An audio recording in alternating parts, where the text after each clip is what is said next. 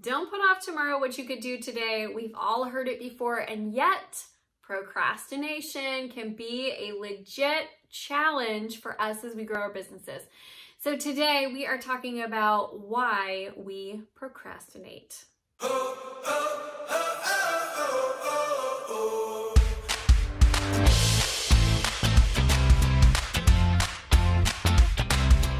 I'm Amy Walker, business strategist, professional speaker, and author. And today we're talking about procrastination. We've all been there. You have that project, you know it needs to be done, or you know you need to make those sales calls, and yet you find yourself magically doing other less productive, less necessary things, or scrolling on social. It happens to the best of us. And we're gonna dig into this today and help you understand the reasons behind procrastination so you can start making some adjustments. This is actually the first in a 3-part series, so make sure that you stay tuned for the other parts as well. And if you're new to the channel, I would love for you to subscribe. I release new content every Monday through Friday, and we create a lot of great info for you to be able to have more tips to grow your business and also create more balance at home. So let's dig in. I used to be the queen of procrastination. I felt like I did things, I thrived on getting things done at the last minute, and I did pretty well with it until my life became so busy and so full. I am a mom of 5 boys, and they are all busy, and we run our company, and my husband is actually the bishop of our congregation. And so like our lives are full. And I hit a point several years back where procrastination was no longer something where I could like thrive at the last minute. It was detrimental to my life, my happiness, my sanity, and my family. And I had to get this procrastination beast under control. Funny thing, my 12-year-old son actually helps me with my keyword research. It's his job. He gets paid to do it. And when I was talking about I wanted to do some series on procrastination, he was like, well, what do you know about procrastination? You don't procrastinate. I was like, oh, babe, let me just tell you, I have been down that procrastination rabbit hole. So if you feel like you're stuck in it, I just want to tell you there's hope at the other end of the tunnel, and you can get really on top of your life. And it feels so much better. If you are struggling to get all of the high priority tasks done that you want, make sure that you head over to our 30-day Get More Done challenge. It's a free challenge to help you get more peaceful productivity so you can accomplish more, but without feeling like it's at the expense of you. I'd love to have you over there, and I'll put the links in the comments. All right, so let's jump into this. First video is going to be about why we procrastinate. And then in future videos, we're going to talk about some of the causes and solutions to procrastination, and also the different types of procrastination that we have. But this one is just focused on the reasoning behind. So let's jump in. Reason number 1 is fear of failure. A lot of times we put things off because we're afraid that we're going to fall flat on our faces and everyone is going to see it. And it will be embarrassing and it will be painful, and we don't know how we will recover. Case in point, I wrote my first fiction novel 3 years ago. Is it published? No, it is not, because I kept telling myself it was never ready, and I kept procrastinating that process of, submitting queries to agents, and I just kept putting that off and keeping myself in the work which was fun and that I wasn't failing at, right? Which was the writing portion of it. So I am currently, this is a second book actually that I've written, and I'm currently in the process of going through final edits with an editor, and then we will start querying in the next few months, and you can hold me accountable to that because I'm doing it, determined. And you know what? I'm gonna fail. I'm gonna have people that write me back and they're like, no, thank you. We don't wanna read your dumb book. It will inevitably happen. It's not a dumb book though, it's a good book.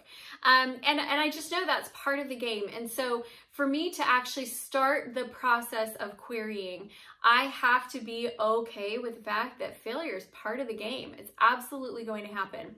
So if you find yourself procrastinating, maybe just do a little check-in and say, am I putting this off because I am afraid that I'm going to fail?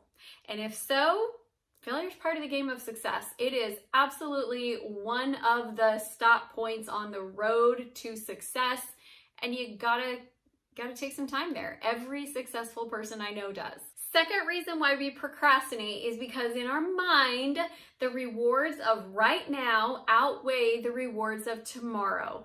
So what that looks like is, you know, I should clean my room, but instead I'm gonna watch Zoe's Extraordinary Playlist. It's my favorite new show, not gonna lie. And so we do this system of rewards where we know that there will be a reward to having a clean room and having everything organized and nice. But we also know that right now in this moment, we can have a small win and a small satisfaction. And so we trade one for the other. So when you're feeling procrastinative, that's not a word, but the next time you start procrastinating, I want you to just check in and say, okay, well, what is this for me? Am I like putting the rewards of this moment ahead of the rewards of tomorrow? In which case, I find visualization is really helpful. So there have been a lot of times where I don't want to film my YouTube videos, or I don't want to write, or I don't want to do something that is working for where I want to go. And so what I do is I visualize the results of where I want this channel to be and the community that I want to build. And I'll visualize what it feels like when I am at my book signing and I see my books in Barnes and Noble and I get to do interviews talking about my books. Like, I visualize this process in my mind, and it helps me to be willing to go, yeah, I'm gonna make the YouTube videos, or yeah, I'm gonna write. I'll get up early and I'll write this morning. It's not working quite so well for my room right now because it's still messy. The reward of my clean room being perfectly clean did not outweigh the rewards of me watching Zoe last night. But that's okay. We don't have to be perfect in order to be successful. The third reason I see us procrastinate is because we lack knowledge and we think it will take too long to gain it. I am so guilty of this with technology. If anything, like my printer, we got a new printer. I have not got it synced with my laptop yet because I started to do it and then something didn't work quite right. And so in my mind, I was like, I'll come back to this later, but I keep putting it off because I think it's gonna take too long to do it. This I find is one of my danger zones of procrastination. When I don't know how to do something, I'll be like, I'll do it later, I'll do it later, I'll do it later, and it keeps getting put off. So one thing that you can do, if that's the type of procrastination you're having, one thing you could do that would probably be helpful for you is just block out some time each week, maybe it's 30 minutes, where you actually say, okay, I'm not gonna do this now because I don't have time now, but I will come back and learn how to do it at this point in time. Put it on your calendar. That will help you to pull into being proactive and not feel like you are constantly pushing it off and pushing it off and pushing it off. I feel like a lot of people do this type of procrastination with their taxes. Don't do that.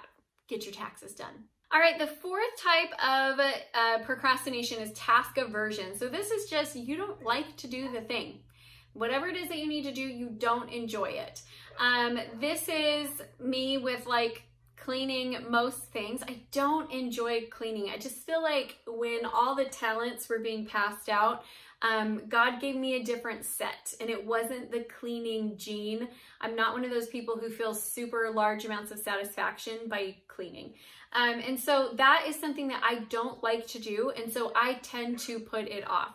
So if you have a task that you don't like to do, there's really only two ways to handle it. Number one, hire it out, or number two, eat your frogs first. This is a time management strategy where the first thing that you do in your day is the undesirable tasks that you really don't want to do. What that allows to happen is that you'll get those things out of the way first, and you don't spend all day thinking about the things that you don't want to do. You just get in, you get them done, and you're able to move forward. It's a lot more positive than stressing about it all day long. Or, like I said, hire it out. Get somebody else to do those tasks for you and just take them off your plate altogether. That's okay too.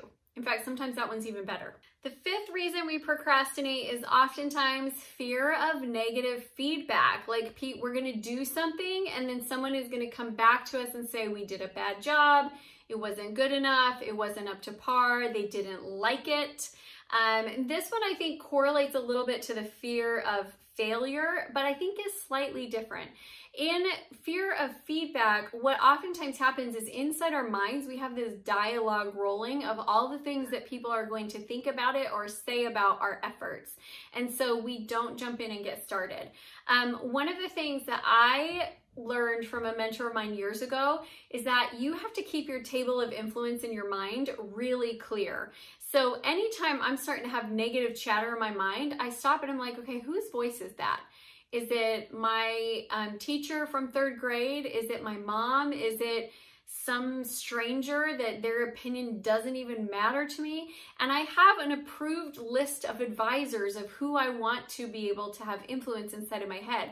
So all that other conversation, like if you've got, you know, people that you've never met, they're imaginary people telling you that you've done a bad job with your work, guess what? Get them out of your head. Like, fire them. Do not give them a seat at your table of mental influence. And you will find that that fear of failure and feedback goes down because you're not as worried about what everyone else is going to say. You get to focus more on what you think of it. You know, sometimes I create things that I'm really proud of, and it's okay if not everybody loves them in the same way that I do, because I'm still proud of the effort that I made, and I'm still impressed with the doing of it. And there's so much joy in creation if you'll stop worrying if everybody else loves it. Some of the most impactful pieces of art and architecture were not beloved by all. That's okay. Great creations can be loved by the people that they're meant to be loved by, but you don't have to please everybody. All right, and my last reason for procrastination is going to be one that you may need to seek outside help. If this is why you're procrastinating, it might not be something that you can just work through on your own. So this is exhaustion, low energy, depression. This is a real reason for procrastinating. If you're burnt out, or you are struggling with depression, or you've got something going on physically where you are just exhausted, what happens is your motivation level just goes down, and it is just hard to make yourself do it. And that is real. It's not made up. It's not something that you just are pretending. It is real. And so if that's the reason you're procrastinating, you're just going to need to get some help. Go see a doctor. Go figure out what is going on with you physically so that you can feel better and your energy level can be more where it should be. And then you'll start to feel that the motivation to complete things comes back a little bit. All right, I hope that this has been helpful for me, understanding why, looking at it and saying, Amy, why are you procrastinating? It's not super positive and productive, but looking at it and going, okay, what type of procrastination is this? And then creating a workaround, that has been huge for me in learning how to get tasks done today and not put off things for another day.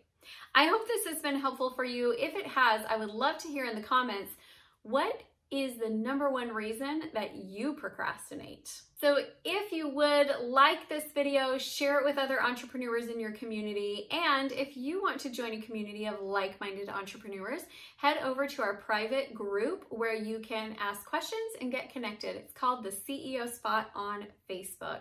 And that, my friends, is it for today. I hope that this was helpful. Again, stay tuned for videos 2 and 3 in our procrastination series. And by the end of it, you'll always get everything done right on time. Maybe not, but you'll sure be farther ahead than you are right now. Thanks, you guys.